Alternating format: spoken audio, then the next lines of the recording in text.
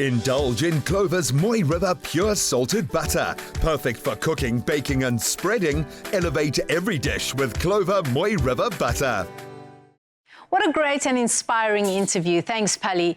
Now, coping with life's day-to-day activities can sometimes leave you with no time for prepping meals. But this buttery chicken and Leek Orzo is a great prep-ahead meal that you can freeze and reheat for when you need it on those busy days. We're using Clover's Moy River 100% pure butter. It is salted and it is going to take that flavor to the next level, is it not? You had me at butter. When you said anything that has butter, guys, invite me to your dinner, I will be there. And we are using Clover's Moy River butter, salted butter. My friend, we're talking about 100% salted butter. And that for me makes it, like, just seals the deal for me already. The best quality. The best quality. And because, look at this, because it comes in a variety of tubs or bricks, you've got the versatility of whether you can use it for your baking, for your spreading, for your cooking, for basically different types of cooking applications.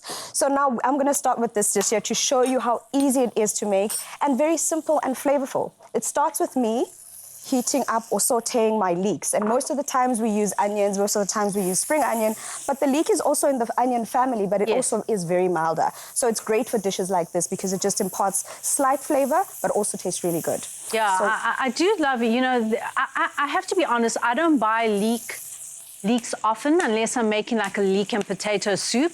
But I do love it when I taste it in food because it's quite a potent flavour, isn't it? It is, it is. But the one thing I do love, though, is that the flavours that we've got here together are actually going to be working very well. We've got the leek that's nice and mild. We've got the garlic that's very pungent. But then when you put in the Clover's Moy River salted butter in there, that creaminess just binds everything together. So like I've started here, I've added my leeks, I've added my garlic, a bit of time because for me, any dish like this that's nice and warm does need a bit of a nice warm herb. And that's why the time smells good already too. I know, right? So I'm going to go in with my chicken as well. In essence, what we're doing here is quite an easy dish, but it's also flavorful and nutrition packed because we've got the protein from the chicken. High in protein. High in protein as well. So I'm just going to finish that for you. So as you can see, I'm using our rotisserie chicken. So if you don't want to, you can make your own chicken from home. Not make the chicken, but cook the chicken at home. And then when you do that, just make sure to take the white meat off it and then use it for this dish. So that would be chicken breast, right? That would be chicken breast. It's nice and it also cooks well in dishes like this, like, you know, a pasta, a soup. It works very well. What is that? Is that cream? That's cream cheese that I've just added. Cream cheese, okay.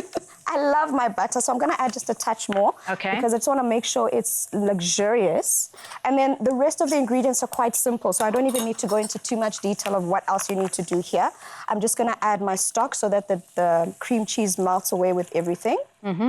And then that's literally it. Everything else is just to top it up. I'll add the orzo to cook as the last dish there because we've also already pre-cooked it and I also don't want it to overcook. So in essence, what's going to happen here is it's going to cook down, it's going to create a nice thick sauce, and then we add our orzo at the end. So for those of us that don't know, what is orzo? Is it a rice? Is it a pasta? It is a pasta. Is it a pasta? It is a pasta, but it looks a lot like the rice family. So if you wanted to replace your rice dishes, orzo is a great alternative, you know, for the pasta, as a pasta alternative. So here, all that's going to happen, if you want to use raw orzo, this also works.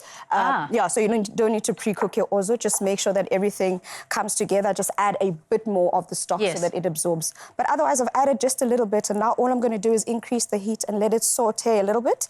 And then before I serve it, because I also like my peas to be served still nice and green, I add my peas at the very end, and just let this baby simmer for like 10 minutes, and then that looks good to me. So if you want to get that full recipe, you can do that on afternoonexpress.co.za. After the break, we're going to talk about how to look after your dry and itchy skin this winter. We'll see you then.